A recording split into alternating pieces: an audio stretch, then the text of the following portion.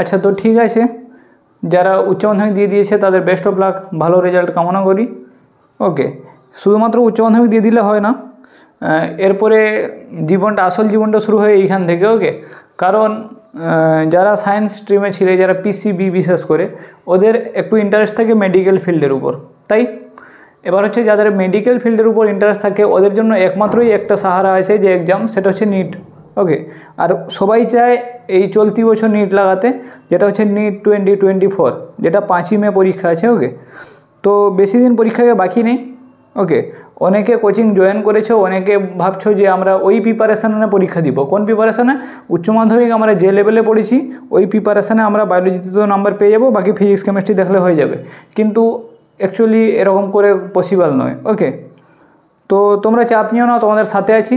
ওকে, আমি চেষ্টা করব টোটাল আমাদের নিটে যে 97টা চ্যাপ্টার ছিল 2023-এর আগে, 97টা চ্যাপ্টারের মধ্যে অনেক চ্যাপ্টার রিডিউস করে দেওয়া হয়েছে। যেমন বায়োলজির মধ্যে তোমার টোটাল কটা ছিল, 38টা চ্যাপ্টার ছিল, 38টা চ্যাপ্টারের মধ্যে 6টা চ্যাপ্টার বাদ দিয়ে দেওয়া হয়েছে, বাকি 32টা আছে। ওকে, কেমিস্ট্রির মধ্যেও 6টা মতন চ্যাপ্টার বাদ দিয়ে দেওয়া হয়েছে। তো যেসব চ্যাপ্টারগুলো ভাস্ট ছিল, যেগুলো মুখস্থ করতে হতো, অনেক কিছু পড়তে হতো, ওই চ্যাপ্টারগুলো বাদ দিয়ে দেওয়া হয়েছে। ওকে, এতে অনেকটা সুবিধা হবে তোমাদের। তো অনেকে জানো না যে কোন কোন চ্যাপ্টার বাদ দিয়ে দিচ্ছে, আর বিশেষ করে সমস্যা হয় ফিজিক্সে। তো ফিজিক্সে কোনো চ্যাপ্টার বাদ দেওয়া হয়নি, ফিজিক্সে কিছু পোর্শন বাদ দেওয়া হয়েছে, কিছুগুলো এড করা হয়েছে। তো প্রবলেম এটাই যে বায়োলজি আর কেমিস্ট্রিতে কিন্তু পুরোপুরি চ্যাপ্টার বাদ দিয়ে দেওয়া হয়েছে, কিছু এড করা হয়েছে কয়েকটা, কিন্তু ফিজিক্সের ক্ষেত্রে কিছু এড করা হয়েছে, বেশিরভাগ পোর্শন কিন্তু বাদ দিয়ে দেওয়া হয়েছে। এবার কিভাবে বাদ দেওয়া হয়েছে ওগুলো কিন্তু তোমরা যদি না দেখো তাহলে তোমরা বুঝতে পারবে না। আর তোমরা বেকার পরীক্ষা বেশি দিনও বাকি নেই। আবার যদি তোমরা কোন পোর্শন ডিলিটেড আছে, কোনটা রিডিউস আছে, কোনটা এড আছে, ওগুলো যদি না জানো তাহলে রিভাইজের ক্ষেত্রে অনেক প্রবলেম হবে। কারণ যে চ্যাপ্টারগুলো পড়ে যাবে, যদি ওগুলো ওই পোর্শনগুলো রিডিউস আছে, ওগুলো পড়তে যদি তোমার 2 ঘন্টা 3 ঘন্টা করে সময় লাগে তাহলে অনেকটা প্রবলেম হয়ে যাবে না। তাই যে রিডিউস আছে, যাকে বাদ দিয়ে দিয়েছে এনটিএ, তাহলে সেটাকে পড়ার দরকার নেই। আমি এখানে প্রথমে তোমাদের বলে দিচ্ছি যে বায়োলজির ক্ষেত্রে আমাকে কোন কোন চ্যাপ্টার আমাদের বাদ দিয়ে দিয়েছে আর আমাদের কি কি পড়তে হবে। ওকে, তো মেনলি যেটা আমি বলি যে বায়োলজির ক্ষেত্রে 11 বায়োলজি আর 12 বায়োলজি। 11 বায়োলজি যে 19টা চ্যাপ্টার আছে টোটাল। ওকে, 19টা না, টোটাল 20টা চ্যাপ্টার আছে। ওকে, এবার ওই চ্যাপ্টারের ওকে যদি উদ্ভিদ আর প্রাণীর গঠনকে একই ভাবা হয় তাহলে যেটা যারা ছায়ার বই যাদের কাছে আছে ওদের ক্ষেত্রে 20টা চ্যাপ্টার। তো ওখানে কী হয়েছে, 3টা চ্যাপ্টার পুরোপুরিভাবে বাদ দিয়ে দেওয়া হয়েছে। ওকে, প্রথম হচ্ছে যে চ্যাপ্টারটা বাদ দেওয়া হয়েছে সেটা চ্যাপ্টার না, একটা টপিক আরশোলা ছিল, ককরোচকে বাদ দিয়ে দেওয়া হয়েছে। ককরোচের বদলে কাউকে ঢুকানো হয়েছে, সেটা হচ্ছে ফ্রক। প্রথম হচ্ছে এটা, তোমরা ককরোচ পড়তে যাবে না, ককরোচকে সম্পূর্ণভাবে বাদ দিয়ে দেওয়া হয়েছে, ককরোচের বদলে যাকে অ্যাড করা হয়েছে সেটা হচ্ছে ফ্রক। ক্লিয়ার? প্রথম যে আছে, তারপরে যে চ্যাপ্টারটা আছে, যে প্লান্ট ফিজিওলজিতে একটা চ্যাপ্টার আছে, জল, খাদ্য, পুষ্টিদ্রব্য আর গ্যাসের পরিবহন, যেটা মিনারেল নিউট্রিশন বলছি, মানে movement of water, food, nutrients আর গ্যাসের যেটা পরিবহন। ওকে, মানে জল, পুষ্টিদ্রব্য এগুলোর পরিবহন, ওই চ্যাপ্টারটা সম্পূর্ণভাবে বাদ দিয়ে দেওয়া হয়েছে, কারণ ওই চ্যাপ্টারটা অনেক ভাস্ট ছিল, অনেক পড়তে হতো তোমাদের। তো এটা একটা সুবিধা হয়েছে। আরেকটা চ্যাপ্টার বাদ দেওয়া হয়েছে, তারপরের চ্যাপ্টারটা যে উদ্ভিদের খনিজ পুষ্টি, যেমন প্লান্ট নিউট্রিশন আর মিনারেলস, এই চ্যাপ্টারটাও একটা মানে কি বলো দেখি, এগুলো থিওরিটিক্যাল চ্যাপ্টার। মানে এগুলো কি হচ্ছে, তোমাকে কোনো মানে পুরোপুরিভাবে রিডিং থরোলি পড়ে যেতে হবে, যত তুমি রিডিং পড়বে তত মনে রাখবে। তাহলে এই চ্যাপ্টারটাকে বাদ দিয়ে দেওয়া হয়েছে নিট থেকে। ওকে, আরেকটা যে চ্যাপ্টারটা ইন্টারেস্টিং এবং ভালো চ্যাপ্টার, কিন্তু কে জানে নিট কেন এটা বাদ দিয়েছে এনটিএ, ওই চ্যাপ্টারটার নাম হচ্ছে ডাইজেশন আর অবজারভেশন। খুবই ভালো চ্যাপ্টার, যে হিউম্যান অ্যানাটমি আছে, ওটা হিউম্যান বডি নিয়ে আছে ওটা। ওকে, পরিপাক আর শোষণ বলে যে চ্যাপ্টারটা আছে, ওই চ্যাপ্টারটাকে সম্পূর্ণভাবে বাদ দিয়ে দেওয়া হয়েছে। তাহলে তোমরা 11-এর যখন বায়োলজি পড়বে তখন তোমরা এইগুলো পড়বে না, কিন্তু ফ্রক, আরশোলা বদলে কে পড়বে, ব্যাংকে পড়বে। ওকে, এবার তোমাদের যে 12 আছে, 12-এর ক্ষেত্রে তোমরা কোন চ্যাপ্টারগুলো পড়তে যাবে না। প্রথম যে চ্যাপ্টার আছে না, জীবের জনন। ওকে, ওই জীবের জনন চ্যাপ্টারটা সম্পূর্ণভাবে বাদ।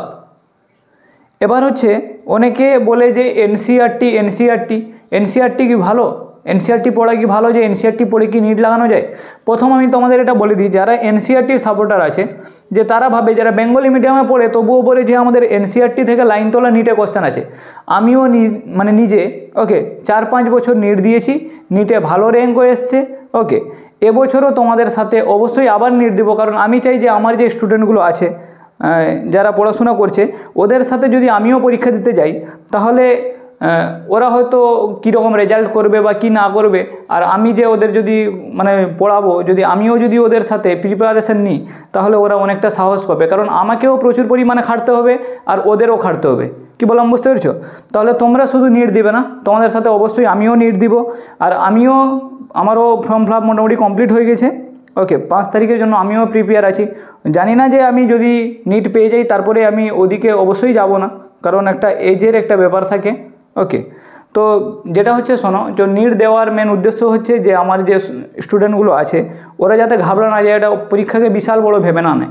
কারণ ওরা যে সবাই ভাবে যে কি, যে আমরা তো বাংলা মিডিয়ামের ছাত্র আর আমরা কিভাবে নিটে পাস করব।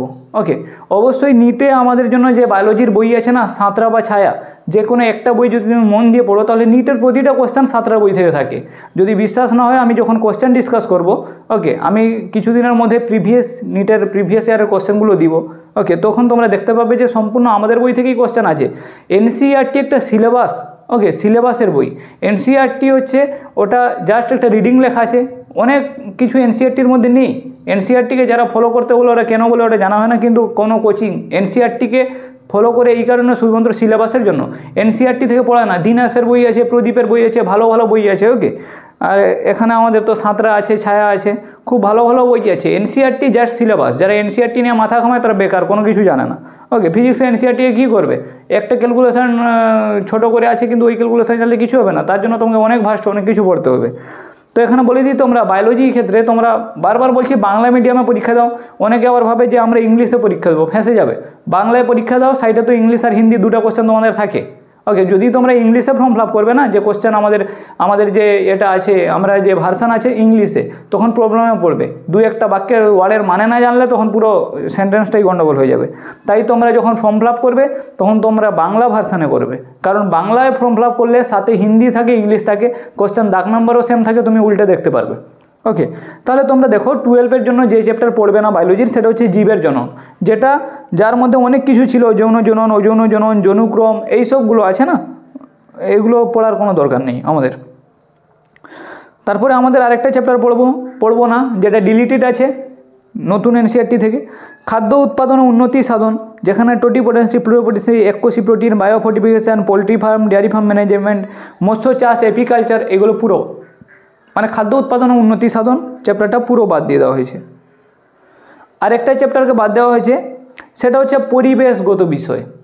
ইনভায়রনমেন্টাল ইস্যু একটা আছে না, লাস্টের চ্যাপ্টার 16 নম্বর চ্যাপ্টার, যে ক্লাস 12-এর সাঁতরার বায়োলজি আছে, ওখানে যে পরিবেশ দূষণ, জল দূষণ, বায়ু দূষণ, গঙ্গা দূষণ, এইসব আছে না, বায়োম্যাগনিফিকেশন, বায়ো অ্যাকুমুলেশন, মৃত্তিকা দূষণ, শব্দ দূষণ, জলাভূমি আছে, বিপজ্জনক দ্রব্য আছে, মানে তোমার অম্লবৃষ্টি থেকে গ্রিন হাউস এফেক্ট থেকে শুরু করে তোমার পুরো বসুন্ধরা সম্মেলন অবধি, মানে পুরো এই চ্যাপ্টারটা বাদ দিয়ে দেওয়া হয়েছে। তাহলে তোমাদের একটা কথা বলে দিই, টোটাল 6টা চ্যাপ্টার বাদ হয়ে গেছে।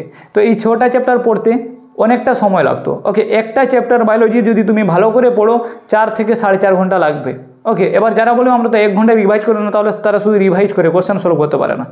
ওকে, তাহলে তোমাদের আমি কি বলছি, যে 6টা চ্যাপ্টার বায়োলজির সম্পূর্ণভাবে বাদ দিয়ে দেওয়া হয়েছে, কোনো অসুবিধা নেই। এই 6টা চ্যাপ্টার তাহলে তোমরা যখন পড়াশোনা করবে তখন এই 6টা চ্যাপ্টারকে তোমরাও কী করবে, ইগনোর করে যাবে, যে আমাদের এই 6টা চ্যাপ্টার কাজে লাগবে না, 6টা চ্যাপ্টার এনসিইআরটি থেকে বাদ হয়ে গেছে, এর ভিতর থেকে কোশ্চেন থাকবে না। ওকে, কেমিস্ট্রির ক্ষেত্রেও 6টা চ্যাপ্টার বাদ দেওয়া হয়েছে, 11-12 কেমিস্ট্রি মিলে। ওকে, 11-12 না, শুধুমাত্র 12-এর যে কেমিস্ট্রি আছে, 12-এর কেমিস্ট্রি থেকে 6টা চ্যাপ্টার বাদ দিয়ে দেওয়া হয়েছে, বুঝতে পারছো? 12-এর কেমিস্ট্রি থেকে 6টা চ্যাপ্টার বাদ দিয়ে দেওয়া হয়েছে। আর সেটা হচ্ছে, ওই চ্যাপ্টারগুলো হচ্ছে, প্রথম হচ্ছে সলিড স্টেট। সলিড স্টেটকে মানে যেটা পদার্থের কঠিন অবস্থা, ওকে সম্পূর্ণভাবে বাদ দিয়ে দেওয়া হয়েছে। আর কি করে হচ্ছে, সারফেস কেমিস্ট্রি, পৃষ্ঠতলীয় রসায়ন একটা অতিরিক্ত পড়তে হতো, চ্যাপ্টারকে সম্পূর্ণভাবে বাদ। General principal, okay, and process element, এই চ্যাপ্টারটাকেও সম্পূর্ণ, এই চ্যাপ্টারটা অনেক কঠিন, মানে এটা অনেক কিছু রিয়াকশান মনে রাখতে হয়, এই চ্যাপ্টারকেও সম্পূর্ণভাবে বাদ দিয়ে দিয়েছে। বাচ্চারা যে চ্যাপ্টারকে নিয়ে সবথেকে বেশি প্রবলেমে পড়ে, এনটিএ ওগুলোকে বাদ দিয়ে দিয়েছে, যেমন পি ব্লক এলিমেন্ট, এটাকে সম্পূর্ণভাবে বাদ দিয়ে দেওয়া হয়েছে। একটা ভালো চ্যাপ্টারকে বাদ দেওয়া হয়েছে, সেটা হচ্ছে পলিমার। ওকে, অবশ্যই ওটা মোটামুটি সবাই পারতো, কিন্তু ওখানে যদি ওই স্ট্রাকচারগুলো দিয়ে দিত না, তখন বাচ্চারা ফেসে যেত নিটে। তো পলিমারকে বাদ দেওয়া হয়েছে। আর কেমিস্ট্রি ইন এভরিডে লাইফ মানে প্রাত্যহিক জীবনের রসায়ন, ওই চ্যাপ্টারকে সম্পূর্ণভাবে বাদ দিয়ে দেওয়া হয়েছে। ওকে, যে কেমিস্ট্রির কোন কোন অধ্যায়কে আমাদের সম্পূর্ণভাবে রিমুভ করা হয়েছে, প্রথম হচ্ছে সলিড স্টেট, আমাদের যে প্রথম চ্যাপ্টার 12-এর ওটাকে রিমুভ করা হয়েছে। ওকে, আর কি করা হয়েছে যে জেনারেল প্রিন্সিপাল আর প্রসেস, ওই চ্যাপ্টারকে সম্পূর্ণভাবে রিমুভ করা হয়েছে, যেটা রিমুভ করা উচিত ছিল। ওকে, আর কি করেছে পলিমারকে আর কেমিস্ট্রি ইন এভরিডে লাইফ দুটো চ্যাপ্টারকে 12-এর সম্পূর্ণভাবে রিমুভ করে দেওয়া হয়েছে। ওকে, আর কি করা হয়েছে যে একটা চ্যাপ্টার ছিল হাইড্রোজেন বলে, হাইড্রোজেনকে সম্পূর্ণভাবে রিমুভ করা হয়েছে। ওকে, আর এস ব্লক এলিমেন্টকে সম্পূর্ণভাবে রিমুভ করা হয়েছে। তো এই ছিল কয়েকটা চ্যাপ্টার যে কেমিস্ট্রির, যেগুলোকে সম্পূর্ণভাবে রিমুভ করে দেওয়া হয়েছে। এবার যারা অনেকে প্রবলেমে পড়েছে যে ফিজিক্সের কি কি আমাদের রিমুভ করেছে, কি বললাম যে ফিজিক্সের কি কি রিমুভ করেছে, কারণ ফিজিক্সের সিলেবাস তো অনেক বড়। এবার আমরা ফিজিক্সের কি কি পড়বো আর কি কি পড়বো না, এটা হচ্ছে তোমাদের প্রবলেম। তো আমি তোমাদের বলে দিই, ফিজিক্সে কোনো চ্যাপ্টার রিমুভ করেনি, চ্যাপ্টার থেকে কিছু পোর্শনকে ডিলিট করেছে। যেমন আমি তোমাদের বলি যে এক একটা চ্যাপ্টারের সাপোজ আমি বলছি যে 12-এর বলি, প্রথম 12-এর যে চ্যাপ্টার ছিল electric field, okay as it is রেখেছে, কোনো পরিবর্তন করেনি। তারপরে যে আমাদের যে ইলেকট্রিক পোটেনশিয়াল আর ক্যাপাসিটেন্স আছে, ধারক ধারকত্ব আর তড়িৎ বিভব, ওখানে একটু চেঞ্জ করেছে, যেটা চেঞ্জ করা খুবই ভালো হয়েছে। ভেন্ডগ্রাফ জেনারেটর ছিল না, ভেন্ডিগ্রাফ, যেটা পড়তো না কেউ, ওটাকে রিমুভ করেছে।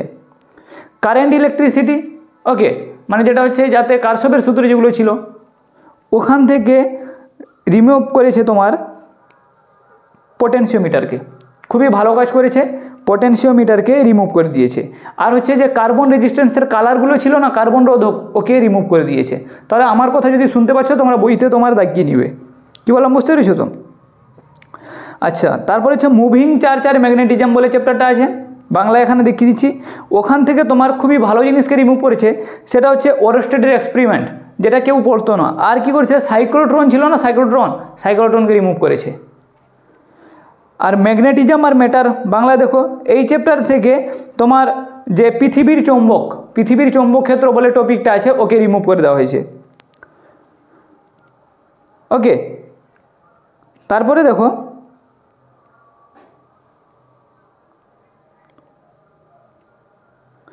ইলেকট্রোম্যাগনেটিক ইন্ডাকশান, তড়িৎচুম্বকীয় আবেশ, ওখান থেকে কাউকে ডিলিট করেনি। অল্টারনেটিং কারেন্ট এসি থেকে সেরকম কোনো ডিলিট করেনি। এলসি অসিলেশন আছে, ওটাকে ডিলিট করেছে। এলসি স্পন্দক, ওকে ডিলিট করা হয়েছে। আর ইলেকট্রোম্যাগনেটিক ওয়েভস, ওখান থেকে কোনো কিছু ডিলিট করা হয়নি। আর তোমার রে অপটিক্স মানে যেটা আলো থেকে কি করা হয়েছে, তোমাকে যে মানুষের চোখ আছে না, মানুষের চোখ আর উষা গোধূলি মানুষের চোখের রোগগুলোকে বাদ দিয়ে দিয়েছে। আর হচ্ছে যে চোখের যে পাওয়ার একটা ছিল না, যে লেন্সের পাওয়ার, লেন্সের ক্ষমতা, ওটাকে বাদ দিয়ে দেওয়া হয়েছে। ওয়েভ তরঙ্গ থেকে যে হাইজেনের প্রিন্সিপাল ছিল না, যে প্রতিফলন আর প্রতিসরণের প্রমাণ, ওটাকে বাদ দিয়ে দেওয়া হয়েছে। আচ্ছা, ডুয়েল নেচার আর রেডিয়েশন, এই যে চ্যাপ্টারটা ছিল, এখান থেকে তোমার কি কাকে বাদ দিয়েছে জানো তো, যে ডেভিডসন গামারের এক্সপেরিমেন্ট, আলফা বিটা গামা রশ্মির যে এক্সপেরিমেন্ট, ওটাকে বাদ দিয়েছে। পরমাণু থেকে কিছুই বাদ দেয়নি। পারমাণবিক নিউক্লিয়াস থেকে আইসোটোপ, আইসোটোন, আইসোবার, ওকে, আলফা বিটা গামা, এগুলোর প্রপার্টি আর ডিকের সূত্র, এটা বাদ দিয়ে দিয়েছে। সেমিকন্ডাক্টর থেকে তোমাকে ওই যে সলিডের ব্যান্ড থিওরি, পটি থিওরি, ওগুলো বাদ দিয়েছে। আর হচ্ছে ইনসুলেটার, কন্ডাক্টর, সেমিকন্ডাক্টর, ওকে, ওগুলো বাদ দেওয়া হয়েছে।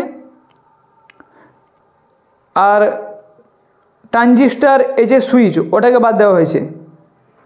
তো এইগুলো ছিল যে ক্লাস 12-এর মধ্যে কি কি বাদ দিয়েছিল, টোটাল এইগুলো বাদ দিয়েছে। মানে এইগুলো এতটুকু জিনিস না, অনেক কিছুই বাদ দেওয়া হয়েছে, ওগুলোকে তোমরা একটু দাগিয়ে নাও। এখান থেকে আমি কিছু বলে দিই যে যেটা চ্যাপ্টার নাম্বার 12 ছিল থার্মোডাইনামিক্স, ওখান থেকে একটা ভালো জিনিস বাদ দিয়েছে, হিট ইঞ্জিন আর রেফ্রিজারেটর, ওকে বাদ দিয়েছে, খুব ভালো কাজ করেছে। কাইনেটিক থিওরি থেকে কিছু বাদ দেয়নি। আর তোমার যে লাস্ট চ্যাপ্টার ওয়েভ ছিল, তরঙ্গ, ওখান থেকে ডপলার এফেক্টকে বাদ দিয়ে দিয়েছে। আর কোনগুলোকে রেখেছে তোমরা এই পিডিএফটা দেখবে, দেখো পিডিএফের মধ্যে যে 11-এর তোমরা টপিকগুলোকে পড়বে এবং ওগুলোকে বাংলায় করে নিবে। ওকে, প্রতিটা চ্যাপ্টার ঠিকই আছে, কিছু কিছু পার্টগুলোকে বাদ দেওয়া হয়েছে। এখানে যে পার্টগুলো আছে, অথবা তোমরা ই পাঠশালাতে যাবে, ওখান থেকে এনসিইআরটির বই পিডিএফ পাওয়া যায়, পিডিএফকে ডাউনলোড করবে, ওখান থেকে যে যে পয়েন্টগুলো যে যে চ্যাপ্টারগুলো আছে তোমাদের ছায়ার বইতে তোমরা দাগিয়ে নেবে। তো ওই টপিকগুলো পড়ো। আর বিশেষ করে ফিজিক্সের 11-এর তেমন কিছু বাদ দেওয়ার নেই, কারণ 11 তোমাকে পড়তে হবে, ভেক্টর টেক্টর সবই আছে। ওকে, সম্ভবত প্রাসের গতি বাদ গেছে নাকি এখানে দেখবে, যদি প্রাস না থাকে তাহলে প্রাসটা বাদ গেছে, ওটা তোমাদের পড়ার দরকার নেই। এইগুলো তোমরা মোটামুটি করে পড়ো। আর আমি চেষ্টা করব যে কিভাবে সিলেবাসটা কমপ্লিট করানো যায় 2 মাসের মধ্যে, তার জন্য প্রতিদিন লাইভ ক্লাস করাবো। ওকে, অবশ্যই সব পিডিএফগুলো রেডি হচ্ছে, পিডিএফের মাধ্যমে পড়াবো, আর তোমরা ওই পিডিএফগুলো আশা করি পেয়ে যাবে। তো ঠিক আছে, ভালো থেকো।